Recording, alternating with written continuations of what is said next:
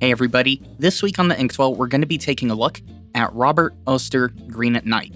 Now, this isn't one of the sheening inks or shimmering inks from Robert Oster. In fact, I think it's actually one of the older colors that is in the Robert Oster lineup.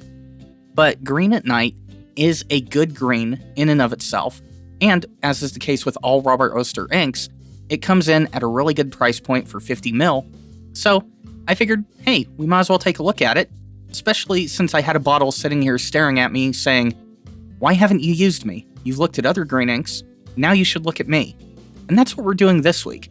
So, join me as we take a look at this lovely black-green ink, Robert Oster Green at Night. Now, one of the things I've always liked about Robert Oster inks is the way that he goes ahead and puts a small sample of the ink on the cap itself.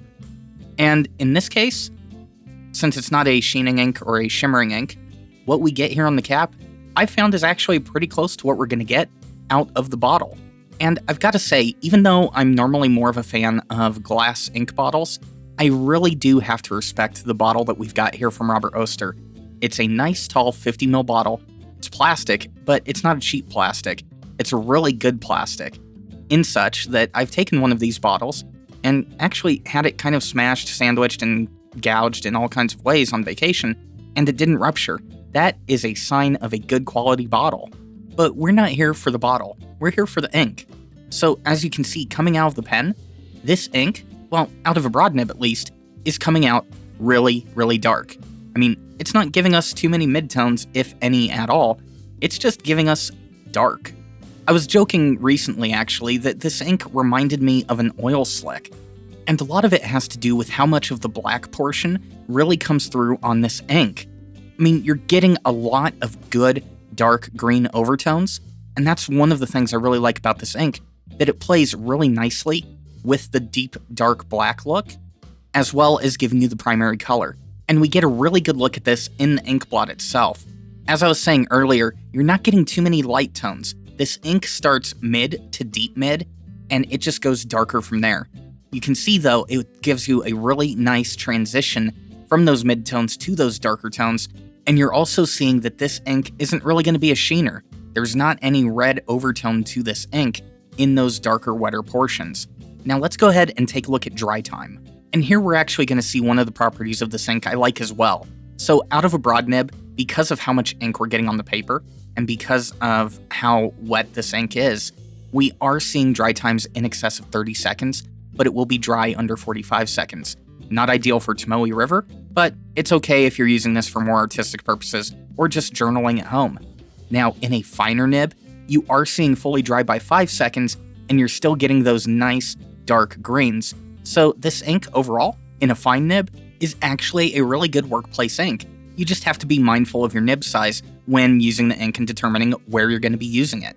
So let's go ahead and switch over to the Rhodia dot pad and do the water test so we can get a good overall picture of Robert Oster Green at Night.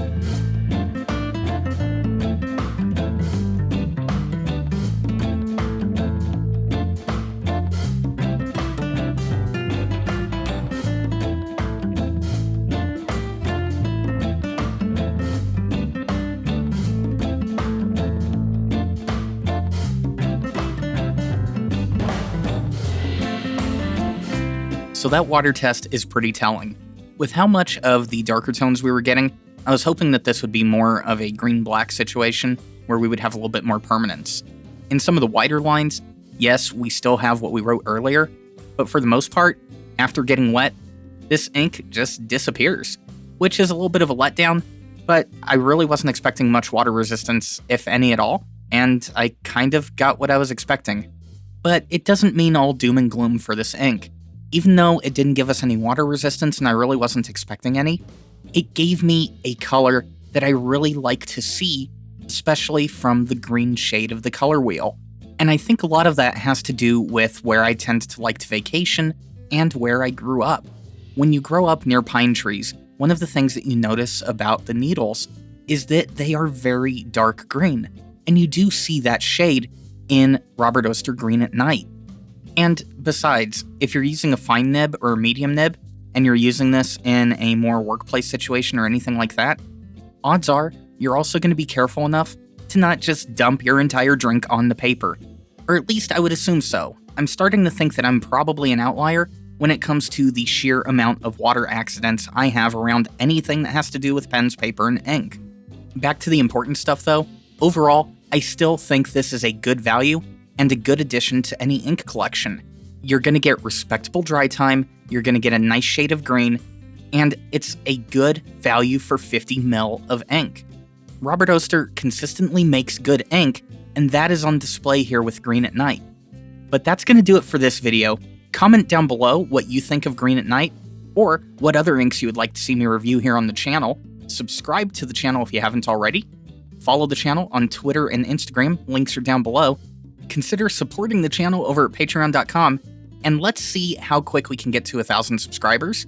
We'll probably do a giveaway or something. Anyways, thank you for watching. I'll see you next week.